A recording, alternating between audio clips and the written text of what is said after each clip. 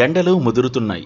భానుడి సెగ నుంచి తప్పించుకునేందుకు చిన్నా పెద్ద తేడా లేకుండా అందరూ చల్లని ఐస్ క్రీం వైపు మొగ్గు చూపుతున్నారు. అయితే మండుతున్న ఎండలో చల్లని ఐస్ క్రీం తిన్నా కొద్దిసేపటికే చాలామందికి గొంతు ఎండిపోయినట్లు అనిపించి వెంటనే గ్లాసుడు నీళ్లు తాగేస్తుంటారు. దాహం తీర్చుకోవడానికి మీరు చేసే ఈ పని ఆరోగ్యానికి ఏమాత్రం మంచిది కాదని వైద్య నిపుణులు హెచ్చరిస్తున్నారు. ఐస్ క్రీం ఆస్వాదించిన నిమిషాల వ్యవధిలోనే గొంతు ఎండిపోయి గటగటా నీళ్లు తాగాలి అనిపించడం వెనుక ఒక సంక్లిష్టమైన శారీరక ప్రక్రియ దాగి ఉంది. దీన్ని వైద్య పరిభాషలో ఒక రకమైన బ్రెయిన్ ట్రాప్ అని పిలవవచ్చు.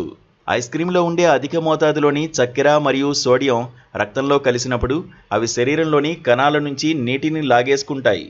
ఈ మార్పును గమనించిన కాలేయం వెంటనే FGF21 అనే హార్మోన్ను విడుదల చేస్తుంది. ఈ హార్మోన్ నేరుగా మెదడులోని దాహాన్ని నియంత్రించే హైపోథాలమస్ భాగానికి చేరుకుని శరీరానికి నీటి అవసరం ఉందనే అత్యవసర సంకేతాలను పంపిస్తుంది. దీనివల్ల మనకు విపరీతమైన దాహం వేస్తుంది. అంటే నిజానికి అది మీ శరీరానికి వెంటనే నీరు కావాలనే సంకేతం కంటే మెదడు మిమ్మల్ని నీళ్లు తాగమని చేసే బలవంతం అన్నమాట. అయితే ఈ బ్రెయిన్ ట్రాప్కు చిక్కకుండా గొంతు సమస్యలు రాకుండా ఉండాలంటే ఐస్ క్రీం తిన్నా కనీసం 15 నిమిషాల తర్వాతే నీళ్లు తాగడం శ్రేయస్కరం. ఇక ఐస్ క్రీం తిన్న వెంటనే నీళ్లు తాగడం వల్ల ఐస్ క్రీం చల్లదనానికి దంతాల ఎనామిల్ కుచించుకుపోతుంది. వెంటనే నీళ్లు తాగితే ఉష్ణోగ్రతలో వచ్చే మార్పు వల్ల దంతాలు జీవుమని లాగడం లేదా నొప్పి పుట్టడం జరుగుతుంది. అంతేకాదు జీర్ణ సమస్యలు తలెత్తుతాయి.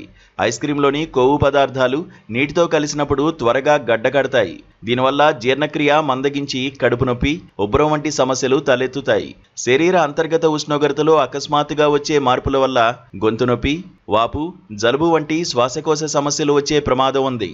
అందుకే ఐస్ క్రీం తిన్న తర్వాత కనీసం 15 నుంచి 20 నిమిషాల వరకు నీళ్లు తాగకుండా ఉండడం ఉత్తమం అంటున్నారు నిపుణులు.